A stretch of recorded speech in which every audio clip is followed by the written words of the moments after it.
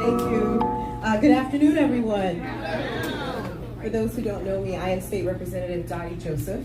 I was raised in Miami, public schools all throughout, Yale undergrad, Georgetown Law. While I was in college, I took some time and I interned with a congressman, actually, and I was able to do some constituent services, and I fell in love with making government work for people. That was one. Then I took some time off and was able to work with former President Jimmy Carter in Atlanta. Not while he was president, I'm not that old, but as an intern at the Carter Center, which still exists. And right before that, I also was able to go to Congress, not during the summer, but actually on Capitol Hill. And while I was there, I got a front row seat to see how our democracy didn't actually function. And I was completely disillusioned about how things worked. So when I got the opportunity to intern with former President Carter, him and his wife restored my faith in what a public servant could be. People who are out there doing the work for people, not for self-aggrandizement. So I was like, all right, this I could do. Hang out in the background, be a track-through diplomat, you never need to know I exist. Did a program in The Hague in mediation and conflict resolution, and my mentors were like, listen, you're passionate about human rights and civil rights, you really need to consider law school. So I sucked it up and I went to Georgetown. While I was there, I was doing civil rights and human rights. So I interned for the National Lawyers Committee for Civil Rights under the law, focusing on voting rights. I co-authored the manual used to register voters nationwide. I interned at the United States Department of Justice's Civil Rights Division. And then during the summers, I would work with refugees. So with the UNHCR in Cairo, I worked with refugees from Sudan. And then in Uganda, I worked with refugees from the Congo. Graduated, clerked for a federal judge, worked for a small civil rights boutique firm where I litigated employment discrimination class actions all around the United States, some of which took us all the way up to the Supreme Court, and I unapologetically kicked butt. I came back home to Florida to serve, because a lot of us leave and we don't come back, but I came home. Became the first Black attorney to work at the City of North Miami Beach, assistant deputy, and the city attorney as interim. Then I got in a series of car accidents. Because remember, I told you I'd written off politics. Not one, not two, but 3 car accidents, none of which were my fault, that slowed me down to really reevaluate my life. And from there, I was able to assess that I could be doing more than what I was already doing. I was already technically a public servant, city attorney, job, 6-figure income with a pension, immigrant mom's dream. But I knew I could be doing more. So I resolved that I would do as much as I can for as many as I can, for as long as I can. Didn't run right away, people kept asking me to run, but I decided, okay, maybe eventually I would run. Fast forward, partner at a law firm, an opportunity presented itself because there was a Democrat who was running for re-election who had been selling out our community. I think he meant well in his heart, but he was not voting well for us. So I thought it was important that we had another option. So I stepped up to give us another option. After I tried to recruit some people to run and they didn't want to run. But I did it, and I've been serving in the legislature ever since. So pick any issue that you care about as a Democrat. I literally have been at the forefront of fighting for those issues, sometimes before they're even popular, for the past 8 years. I have literally been filing the bill to expand Medicaid, but take it a step further and have comprehensive health care in the state of Florida. I have successfully, with Rep. Camilla Brown, expanded postpartum care from 30 days to a whole full year, and that's passed, not declaration. I have done things to protect survivors of domestic violence, reform police brutality standards, a whole host of things that we've successfully been able to accomplish in the House. I have served as Democratic Minority Leader Pro Tem, but fast forward, here we are. I was looking forward to taking a break from my political service with all the drama that has been going on. I had a conversation with Mayor Demings the weekend before qualifying and several other people who were dissatisfied with our current primary choice that we have for governor. And I see head shaking. And yeah, so I thought it was important to step up again because we don't have to just take what's given to us. We can decide what kind of Florida we want. We can decide who represents us, and we don't have to just take it. We can decide what we want. So here's my vision for Florida as governor. 3 points: affordability, protecting our civil rights and what's left of our democracy, and then more love, less hate. So let me break that down. Affordability: housing, healthcare, gas, groceries, and insurance. These are not just talking points for me. Look at my legislative record. I have been, for years, filing bills to address these exact issues, which, if implemented, and have been implemented in other states, would bring down costs. We don't have to suffer in silence. We don't have to continue to take 3 decades of Republican rule, right? And I'll just point them out really quickly. The Real Affordable Housing Act, real concrete measures, some of which have been even passed at the federal level that they won't even consider here, right? That would address the housing crisis, like at the root of it. Healthcare, I talked about that. I mean, the point is, just pick an issue. I don't want to belabor too much, and I'm happy to stick around for questions to kind of flesh them out some more, because I'm full of policy solutions. I'm not here to just talk, and I'm not here to create problems like some governor we have right now who shall remain nameless, but I'm here to solve problems, and I know how to make government work. Secondly, our rights have been under attack. You've heard it from congressmen about voting rights, and there are things that we can do. I've worked with the League of Women Voters to address some of the things that have come up with respect to returning citizens. We have solutions to these problems, and unlike a lot of states, we don't have any check to the tri-party.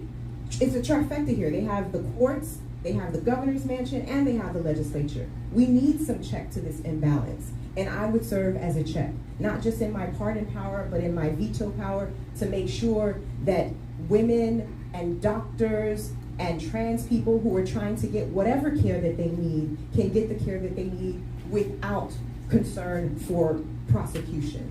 Thank you. So, and then the last point is, we live in I want to say a period where everything is driven by politicization, fear-mongering, division, and a whole lot of just hate. And I don't know if it's because I'm the daughter of a pastor and a nurse, but I was taught to love thy neighbor and care for thy neighbor. When they're hungry, you feed them. So loving thy neighbor means you care for their actual needs. You don't hunt them down and deport them. Like, I don't understand where we are right now. Like, this is wild to me. But we can have a different Florida. We can have one that actually takes care of our seniors. Right now, at the federal level, Republicans with this big, ugly bill and the rollbacks to the ACA are trying to take away Social Security and Medicare. These are programs that we paid into. Nobody's asking for a handout.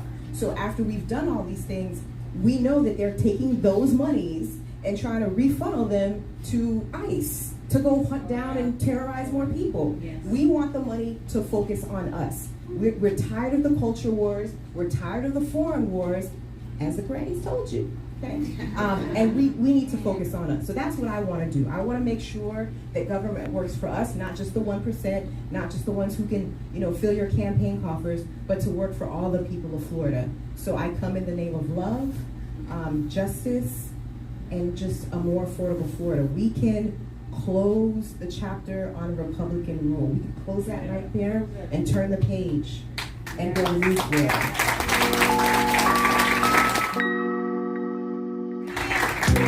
How's everybody doing? Wonderful. Well, my name is Dan Williams, and I am a college professor. I've been in higher education for 20 years now, and I currently teach at Full Sail University up in Winter Park, and I teach web design and development.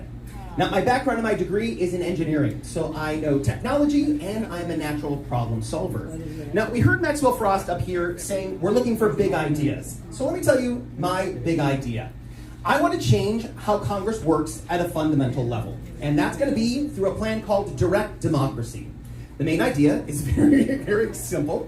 For every major law or bill we try to pass up in DC, I'll make an educational video that helps explain that law. Exactly what happens if we vote no or yes, using only facts instead of any kind of political party messaging. Because I want people to truly understand the laws that we're trying to pass, instead of these 1,000-page documents that no one reads, not even the representatives. right?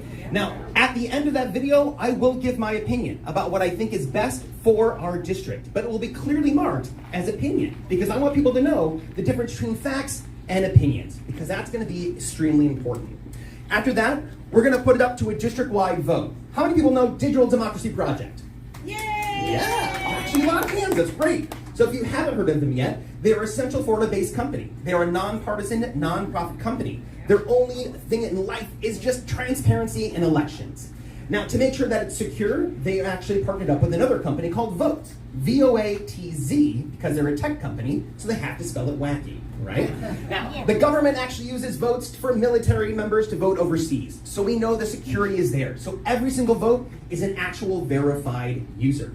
And then what's going to happen is, whatever the majority opinion is on that vote will be my direct vote up in DC, because I'm trying to put the power back directly in the hands of the people, instead of assuming that one person can adequately represent 800,000 of us without ever asking our opinions. All right? Yeah. Now once I get up there, I'm going to be fighting for Medicare for all. I'm going to be fighting to make sure that we raise the tax cap on Social Security, to make sure it's going to be fully funded. And just to answer your question before, I'm also going to speak out against the data companies, because I do believe technology is the future of America, but it should not be at the cost of our people or our environment. Really? Yes. Right. Because we need tech people up there in Congress. Right now, there are 5 people of the 435 members of the House that have any kind of technical background. So those 5 people are trying to regulate AI, data centers, cryptocurrency, digital privacy rights, and stable coins. And if you don't know what those are, that's their whole plan, right? Because when the tech bros come in the rooms, we need somebody that's actually going to be there to understand what they're saying and to be able to push back against them. So if you would like to know more, you can find my website at danwilliamsforcongress.com, or I'll also be here afterwards. So if you guys have something that is really a big priority or concern for you, I would love to hear it, because your voice is my voice.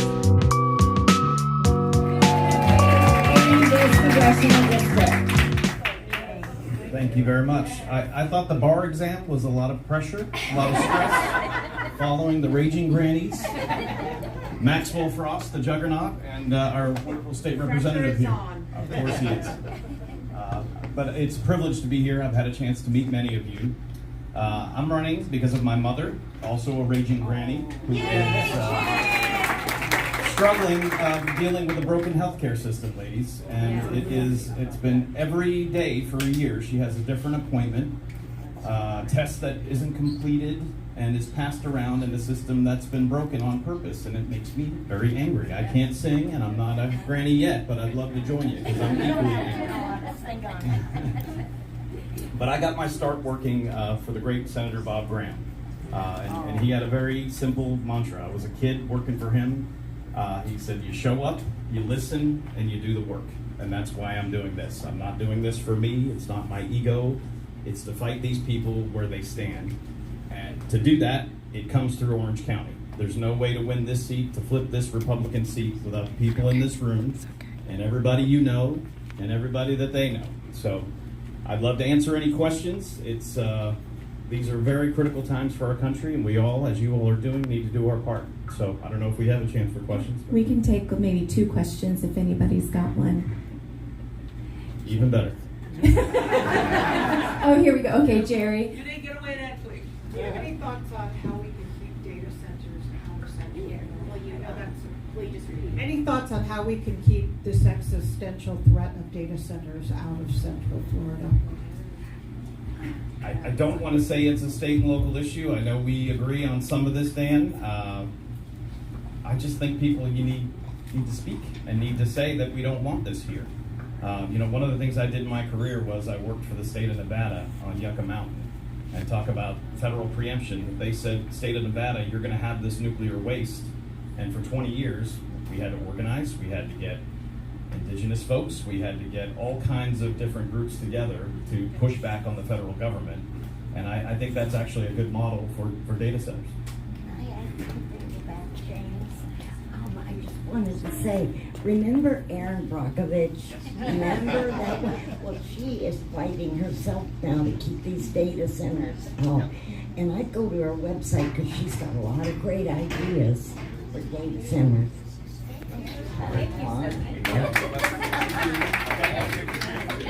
Okay. Before I get kicked out, if I could just get a selfie too. Oh, yeah, absolutely. Familiar faces in this room. I'm so happy to be able to celebrate your 10th anniversary with you. I see a lot of people in this room who are the reason why I am where I am today. As a lot of people probably know that I started with the Democratic Women's Club. I started a club in South Orange County in 2018, and I was guided by incredible women like Miss Vivian, Miss Sarah, Miss Yolanda, Miss Joanne, and so many more who really helped me find my voice and find a space for advocacy. And I just want to remind everybody that when it really comes down to it, the Democratic Women's Club is the club that gets stuff done. All the time, all day, every day. If you want to find where people are working, if you want to find where the work is being done, where you want to find where future candidates are being trained, all you have to do is find your local Democratic Women's Club, because that really is where it's being done. And it's a testament to, I think, women in general and how we have that attitude of if something needs to get done, we're going to do it. And if there's no one else doing it, we got it. So thank you all for being here and celebrating this amazing occasion. Thank you for giving me the opportunity to speak to you all. Thank you for giving me the opportunity to be part of your club and for guiding me and showing me who I could be and empowering me. And that is what this club at the end of the day is really all about. So thank you for that. And I just wanted to take a few minutes of your time and just say congratulations on 10 years. And when we talk about 10 years, a 10-year anniversary, there are a few symbols that go along with a decade, right, of engagement in our community. The traditional symbol of 10 years is either tin or aluminum. Did anybody know that, tin or aluminum? No. Right, and when you think about tin or aluminum, that's a strong, malleable metal that's anti-corrosive. When I was growing up in Alabama, right, you got tin roofs that protect homes from corrosion from the water. That's y'all. You protect West Orange. Y'all get out there and register votes and make sure that you're protecting our democracy from corrosion. Another more traditional symbol, and I'm sure the ladies of Democratic Women of West Orange County, y'all know about diamonds. Yes, that is another symbol of 10 years of engagement. Diamonds are hard. You know, they go through pressure. Y'all been through pressure? Yeah. Right? You know, and from that pressure, you know, you become brilliant. You know, there's a resilience. But then, you know, diamonds over time, right, they appreciate in value. Over the last 10 years, y'all have appreciated in value to West Orange County. And then, you know, you also have to talk about the flower as a symbol. The 10-year flower is the daffodil. They're a symbol of hope. A symbol of hope. A symbol of renewal. A symbol of spring.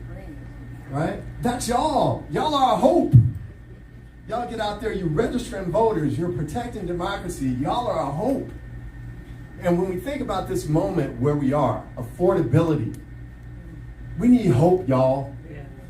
You know, we need to send people to Tallahassee, send people to DC who are going to work on your behalf to bring back that hope. Public education, our children.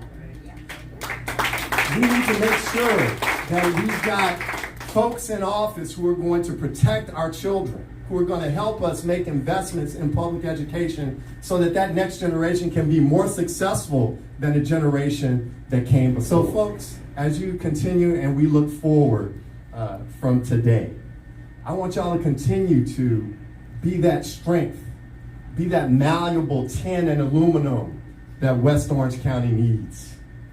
I need y'all to continue to be brilliant, be that diamond.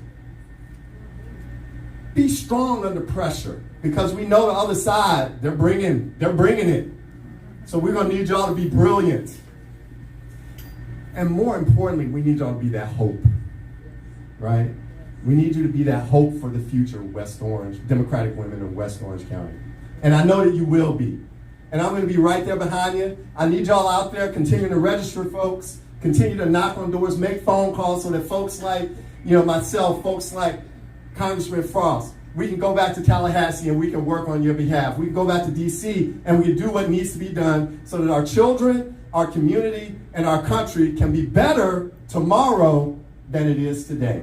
Thank you all so much. God bless you all.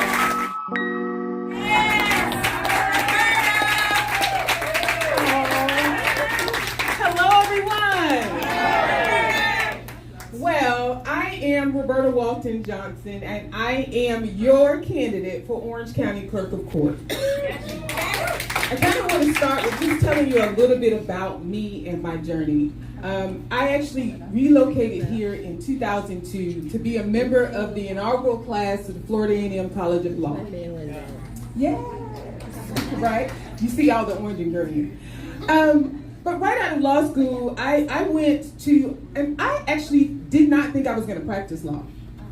I came from being a nonprofit director, and I had executive director in my head, and that's the direction that I was going in until I had an experience working in a housing clinic with Community Legal Services of Mid-Florida. That's actually where I got my legal start, right out of law school, helping individuals who could not afford an attorney fight for their rights. Leaving Community Legal Services, I spent 8 years in Orange County government working as the senior deputy aide to the District 6 County Commissioner at that time, working diligently on behind the scenes on budgetary issues, reading policy, and helping her with being a quasi-judicial and legislative leader for this area that we're standing in right now. After that, I tried to go into private practice, but some of us really are public servants. And so that lasted about 13 months. And then I got the call to go to the Orange County Clerk of Court. And they tapped me on the shoulder because of my experience with Community Legal Services. So many of you may have visited the Self-Help Center at the Orange County Clerk's office. But the Self-Help Center, I was the inaugural manager. I picked that program up, opened it up, made it what it is today on behalf of our dear leader, because I also think it's extremely important for people to have a right to access the courts. Yep. And the Self-Help Center is a tool for individuals who cannot afford an attorney to still access the courts for quality of life issues like eviction, family law. And I did that for about 6 years before they called me upstairs, and I now serve as your general counsel to the Orange County Clerk of Courts. I say all of that to say it's extremely important to have an experienced, competent individual with just a little bit of integrity, yes, working to make sure that we lead and we connect this community and keep our precious gateway to the court system open and connected. And so I am coming to you. My vision is to digitize more services to make them more accessible to you. Many of you might not realize, but we're already less paper, right?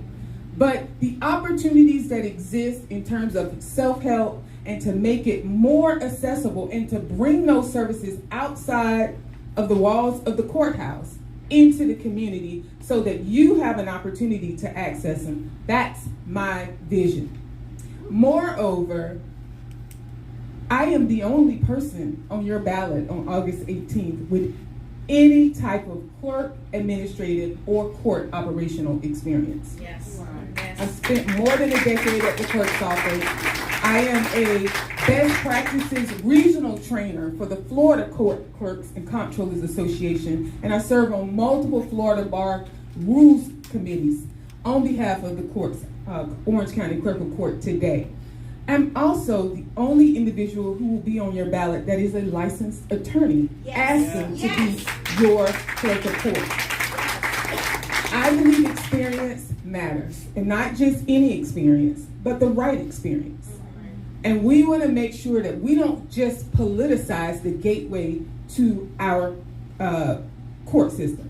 We want to make sure that we have a competent individual that our trusted leaders, as you heard the congressman say, he has recently endorsed me, that our trusted leaders also feel like is the right individual to serve in that position. I've been endorsed by the sitting clerk, who has resigned to run for another seat. I'm endorsed by the state attorney, the public defender, the property appraiser, Senator Carlos Smith, Senator LaVon Bracey Davis, and that is just a few of individuals who have stepped up to say, I support Roberta Walton Johnson to be the next Orange County Clerk of Court. I'm now asking you all for your vote when you get to the polls. I'm asking for you to share that information, and I'm also asking for your prayers and support along this journey. If you have any questions for me, I would be more than happy to answer them. Providing legal help to people. You're talking about providing legal help to people who can't afford a lawyer. Is that what? So, the clerk's office, and I'm glad you asked that, thank you. Because we are a ministerial office, so we don't actually provide legal advice to anyone. But we do provide legal information, and we do connect the community with those resources and those low bono opportunities for access to the courts. I.e., when I first started several years ago, I implemented an agreement with the local Orange County Bar Association on behalf of our office. They work with us to provide legal advice to individuals who are going to represent themselves in court. But they give them that advice and let them know everything that they need before they have their day in court for $1 a minute. Wow. And we still have that partnership today. And so the Self-Help Center is a tool where we offer those appointments. We also have deputy clerks there, full service, forms, and other tools that I plan to add into that area, computers, you name it, to make sure that if you need to prepare for your day in court, we're there to help. I'm very proud of that. I'm the trans daughter of Mexican immigrant farm workers. I myself am an agricultural worker myself, so I work in the medical cannabis industry for one of the largest providers here in the state.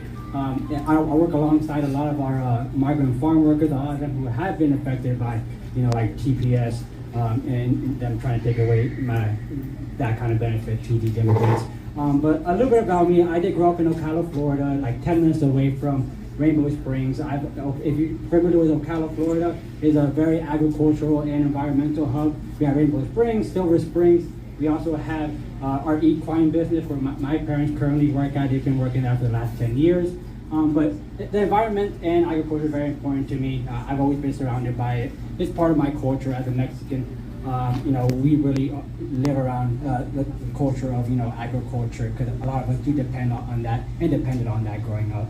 But also a little bit about me that's not related to environmental my topic. I did serve in public service. Has always been something that I've always been interested. I worked for the state attorney's office for about a year or so for the felony bureau.